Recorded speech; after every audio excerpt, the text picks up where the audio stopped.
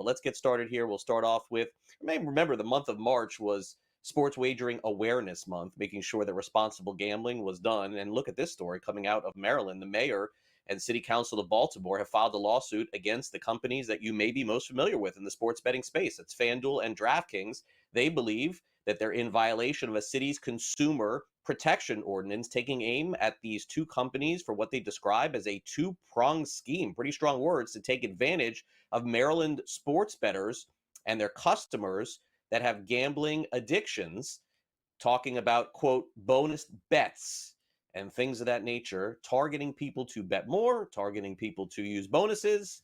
Needless to say, it's really interesting because this could be a landmark case if they end up winning.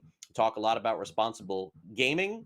We'll see if this leads to more of that around the country. Meanwhile, the Las Vegas Raiders made a trade recently for a new quarterback, Geno Smith. You may remember him, bounced around the league a lot and then revitalized his career in Seattle. Well, he's getting paid very handsomely in Las Vegas, 2 years, $75 million of contract incentives that could push to a total of $85.5 million and includes $66.5 million in guaranteed money. Geno is now contractually tied to Las Vegas through the 2027 season. Also a new contract extension for a tight end, arguably the best in the National Football League. Trey McBride signs a 4-year, $76 million contract extension, 111 receptions, over 1,100 yards, and 2 touchdowns last season. In the NBA last night, the Golden State Warriors beat the Lakers 123-116. Steph Curry's fantastic season continues. He had 37 points and 6 assists. LeBron James, 33 points, 9 rebounds, 9 assists, 5 rebounds in the game. The Warriors are 19-2 with Steph and Jimmy both playing at the same time. Needless to say, they're heading into the playoffs with that tandem and are going to be tough to beat. After the game last night, Steve Kerr and Luka on both sides talking about that legendary showdown between Steph and LeBron. Steph and LeBron performing again at the top level. Just what's it like to be a part of these matchups for the last 10 years now? Pretty special to watch those guys, and watching them this summer as teammates gave me an even greater appreciation for their greatness and really how much alike they are in terms of their work ethic, passion for the game, respect for the game, and respect for each other. So these are pretty incredible matchups, and we should all savor them while they're still happening. Their switches, and we had part of this conversation before. What did you see from Golden State, and what did you feel like you guys maybe weren't doing that you then cleaned up in the second half? I think they were playing good defense. I think we didn't play with enough trust, especially me. So that performance for me is unacceptable. When I play like that, it makes for the team harder to win. So just got to figure that out.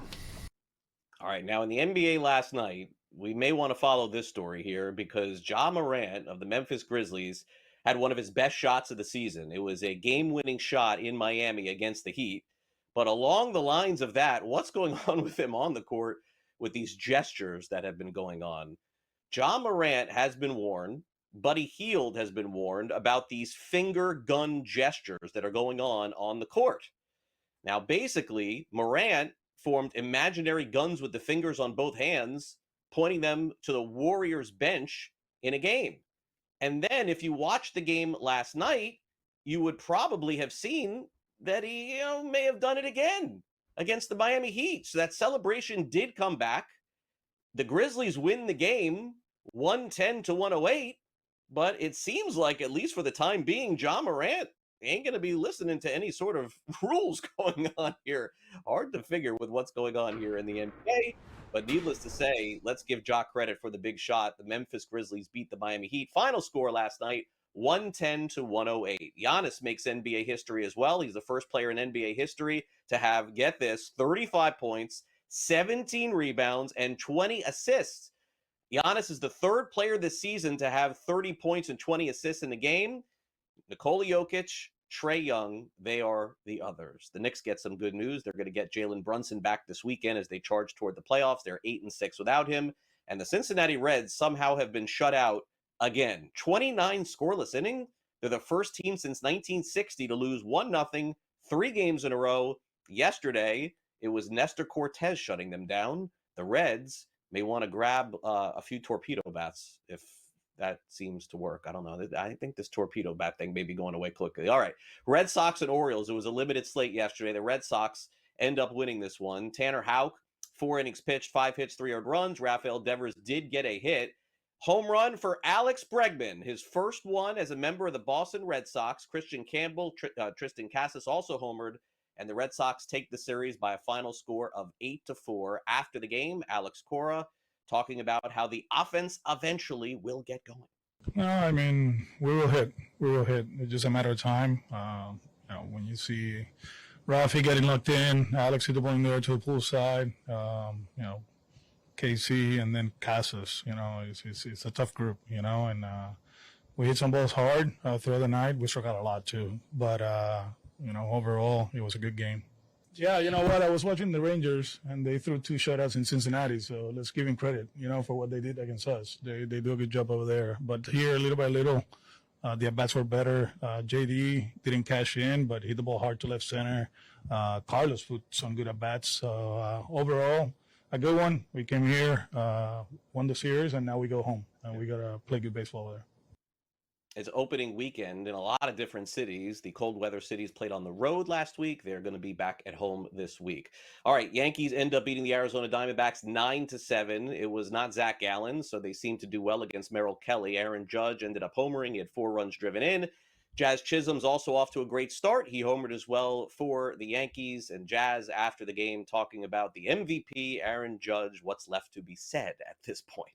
This type of great performance? Aaron Judge. That's my answer to it. Aaron Judge, Like I said, he's showing everybody why he's the MVP and one of the best baseball players to ever play, man. Think of last year, he hit, 58 or something like that, and had a bad first month. So imagine right now what he's about to do, I'm just trying to keep up. Dad said he told you he wants to be you when he grows up. What did you answer to that? Well, I told him I was going to catch him in stolen bases this year, so I think we're both trying to beat each other, but it's going to be a good year. We're going to go out there and continue to push each other. I think everybody in this whole clubhouse, is striving to be great, especially after last season where we weren't able to finish the job. Just guys are motivated to go out there and do something special, and it starts, every game you play. It starts in that first at-bat, and you got to do something special. Yankees back on track. Not as much offense in a game that we expected a lot of yesterday between Colorado and Philadelphia, but it ended up being a pitcher's matchup with Antonio Senzatella and Taijuan Walker. It was Walker that threw 6 scoreless innings as the Phillies win 3-1, and they have swept the Rockies. And Philly, by the way, off to one of their best starts in franchise history. Also yesterday, the Houston Astros saw their new free agent signing come through. Christian Walker homered as the Orioles win in Minnesota. It was the Twins' first game of the season at home. Welcome back to Newswire. Sam McQuillan is with us from Legal Sports Report. We'll dive into the latest in the NCAA tournament. A lot of favorites winning, what that means for sports bettors, and also, will we ever see sports betting legalized or even come close in the state of California? Sam, welcome back here to Newswire. Let's start off with our biggest story of the day, which emerges from the state of Maryland. We know that March was Responsible Gaming Month around the country, and it seems like we have a story percolating from this, which, by the way, you could read about over at legalsportsreport.com. It appears that the state of Maryland, not too happy with some of the advertisements, or maybe in just saying it another way, the pushing of sports bettors onto their site, at least in their eyes.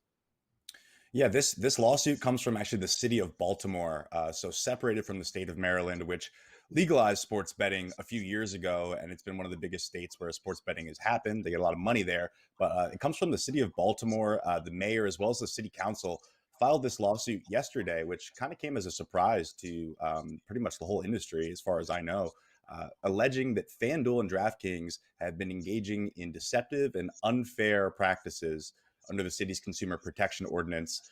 The suit targets these 2 sports books specifically, saying that they knowingly exploited vulnerable residents that deal with gambling disorders. It essentially outlined a 2-pronged plan where they will issue bonus bets and promotions out to different users. And then the other part of the plan is collect about 186 data points about their activity, about how likely, allegedly, they are to become problem gamblers, and then how to exploit them. So this is some serious stuff. It's the first city we've ever seen file this kind of lawsuit. It's very interesting that it only targets FanDuel and DraftKings. The people who filed the suit said that won't necessarily be the case, but you're kind of the victim of success sometimes. These are the 2 biggest faces in the space. They certainly dominate in Maryland like they do in the rest of the country. So they're the target of this lawsuit. Comes at a strange time. You have the federal Safe Bet Act has been floated about in Congress a little bit, which would kind of address some of the complaints in this lawsuit, some of the use of AI to track certain aspects of how a better works and target them. The suit also alleges that, Flutter, which owns FanDuel, has a ton of consumer protections in the UK that they don't use in the US. And it's kind of saying, why don't you use that here? They want more protections for their constituents. It seeks undisclosed monetary value. So we don't know how much money they would really be trying to recoup for not only the practices, but also sort of back pay in doing it as well. FanDuel and DraftKings have not put out a comment yet. As far as I understand, they were caught off guard. They're still trying to figure out how to respond to this. But it's definitely big news. We'll see what happens going forward. It could lead to maybe some other cities following suit, or it could go nowhere. That's always the case with this stuff. Yeah, and I think so. And again, it's just a matter of seeing if there's any teeth behind this sort of thing that the city of Baltimore is doing and how far they're willing to push the other way. Meanwhile, we're trying to push things going here in the state of California to get sports betting legal. We know that this is going to be a major issue in the next few years, Sam, because again, you also have the tribes involved. I'm still optimistic eventually this will happen and they'll get it together. I mean, if Florida can get their act together, Sam, with the tribes, I believe that California can too. Any progress there? Yeah, California's been one of those states that everyone's been waiting on and hoping for forever. A couple of years ago, you had the failed ballot initiatives where both sides spent over $400 million on a campaign that got about 16% of the vote, which was just embarrassing, frankly, if you're the industry. So since then, the sports books have been trying to negotiate with these tribes. And California's a really interesting case because there's over 100 tribes in the state and they don't often come together and agree on things. So not only do you need to get to agree with the tribes, you need to get them all to agree with each other. But there was some significant progress made this week at a Indian gaming trade show in San Diego, where representatives from the Sports Betting Alliance Tribal Advisory Council, which is comprised of some key tribal members in the state, representing sports books like FanDuel, DraftKings, BetMGM, and Fanatics, they met with tribal leaders to discuss a framework of a plan that would legalize sports betting in California. It would be fully and totally tribally owned, which is a big component here. The tribes have control of gaming, so they have basically been the roadblock to letting it happen. They won't let sports betting happen unless they have full control. So that's a big part of it. And it would also be fully commercially funded. So the $400 million that the sports books forked over on their failed ballot campaign, they would be funding all the money in this case as well, trying to get this back on the ballot, this time under an agreement with the tribes that doesn't cut them out. This was only the first step, was kind of floating this plan out there to them, but I'm told that the tribes were receptive, but the tribes are very much wanting to maintain that they want to go at their own pace. We will move when we move. We act differently. So one of the components here could be that accelerates things is prediction markets, which we've talked about a bunch. Right. If those are in California and essentially sports betting is happening there anyway, the tribes kind of lose some leverage there unless something happens federally, unless the state takes action, which I don't think is likely. So that could be the case of where it's pushing them more in this direction, where they then have to work with the sports books. But it would bring a lot of money to the tribes, which is also something they really care about. It's an $8 billion market conservatively, could be even more when it legalizes. The sports books would be sharing revenue with the tribes, essentially doing all their operations and forking over a percentage directly to the tribes, which could be life-changing for some smaller ones. They get about $1 million in federal payments right now. That could balloon to $10 million a year, which, and for the larger tribes, even way more money we're talking about here. Yeah, you would think at some point it would happen. We're still waiting on that. All right, we got the results in from the NCAA tournament. Basically, Sam, no matter what happens the rest of the way, as we would say that this is a chalky NCAA tournament. We have all 4 number 1 seeds playing in the Final Four. Fair to say throughout the NCAA tournament, especially through basically the first weekend, not a lot of upsets, and the favorites more or less winning. We know how that goes in the National Football League and in college football as well. When the favorites win, the public wins. Was that the case in this NCAA tournament as well? Yeah, well, first of all, I remember we talked off camera, Craig, before the tournament started, and you recommended betting all underdogs. That'd be a good strategy. And normally you'd be right that normally that works. But this year, to your point, it has not. This is only the second ever time we've had a Final Four comprised of all number 1 seeds. Going into the tournament, the odds for Duke, Auburn, Houston, Florida combined were all the shortest they've ever been for any Final Four. So it's been another historic run of favorites.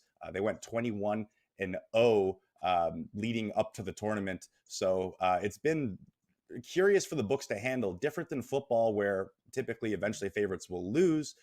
In March Madness, typically the public likes to back a Cinderella, but this year there has not been a Cinderella that's really formed. So the public has just been betting on the favorites, and the favorites have been winning. It's the same case right now where Duke and Florida are drawing heavy action. They represent almost 50% of all the futures bets on the NCAA title at the sports book. So they're definitely still rooting against the favorites here.